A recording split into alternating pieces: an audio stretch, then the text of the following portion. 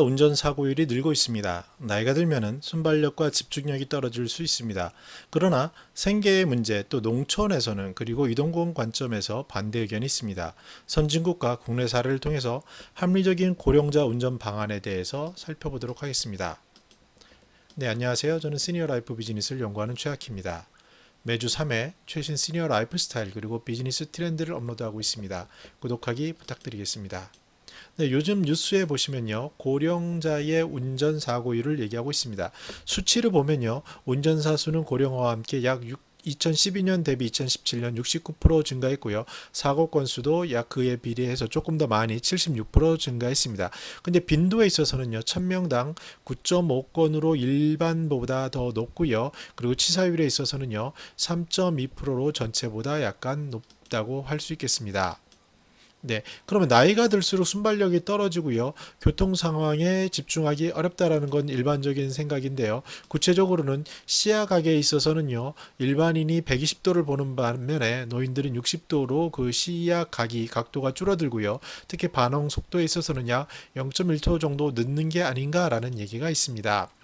이에 대해서 일본, 영국, 뉴질랜드 살펴보면요. 일본에서는요. 그 면허 반납을 하면 교통요금을 할인하거나 어떤 안전운전 장치를 마련해 주거나 이런 그런 혜택을 주고 있고요. 영국에서도 3년마다 의료 검진을 통해서 면허를 연장하고 있습니다. 뉴질랜드도 80세 이상이 되면요. 자동으로 면허가 말소되고 2년마다 운전면허를 재시험을 받는 그러한 규제 정책을 쓰고 있습니다.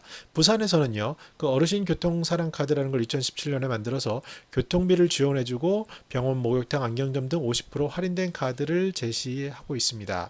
네, 그런데 여기에 대해서 반론도 만만치 않습니다. 나이가 들었다 운전대를 놓으라고 하면 당장 밥벌이가 끊기고 생계도 위협받는다라는 의견이 있고요. 특히 농촌과 같이 교통수단이 마땅치 않은 곳에서 어떻게 하느냐, 그리고 무엇보다 사람의 권리인 노인의 이동권을 포기하라는 거냐라는 반론이 있습니다. 실제로 제가 아는 지인들도요, 7학년 5반이 되고 8학년이 되면서 운전을 못하게 되면요, 이동권이 줄어들기 때문에 좋아하는 운동이나 그 좋아하는 모임 이런 것에서 관계가 떨어지게 됩니다. 그것은 곧 자신의 수명이 다했다라는 그런 불안감으로 가는 것을 볼 수 있었습니다. 여기에 대해서 펜실베니아 사례를 볼 필요가 있는데요. 여기서는요, 그 지역에 따라서 제한적으로 줍니다. 그래서 그 덜 교통이 붐비는 곳에서는 노인의 운전에 대해서 규제를 덜고요. 특히 이제 보조 장치를 주게 하고 교정 안경을 주게 하고 야간에는 아무래도 시력이 약하기 때문에 그것을 제한적으로 허가하는 면허 제도를 쓰고 있습니다.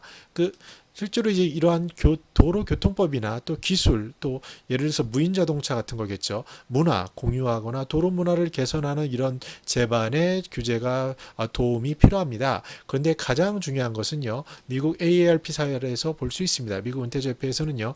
옛날부터 고령 운전자의 인식 개선을 했습니다. 다시 말씀드려서 이 교육 프로그램에 참여를 하게 되면요. 그 10% 정도 할인된 보험료를 적용받는 그런 혜택을 주고 보험사와 연결을 했습니다. 우리나라는 손해보험률이 악화되고 있기 때문에 이런 것을 보험사에서 받기 어려운 구조적인 한계가 있습니다. 그러나 이에 대해서도 만약 우리가 열린 마음으로 문제를 파악한다면 새로운 가능성을 볼 수 있습니다. 가장 중요한 것은 고령 운전자가 인식하는 겁니다. 예를 들어서 가장 사고가 많은 옛날에는 문제가 안 됐던 것이 노화에 따라 조금 더뎌지고 인식이 떨어지는 것을 경험함으로써 자신의 한계와 더욱더 주의를 살피는 것이 필요하다라고 할 수 있겠습니다. 네, 저는 더 나은 시니어 삶 공동체를 연구합니다. 구독하기는 더 나은 콘텐츠를 만드는 힘이 됩니다. 감사합니다.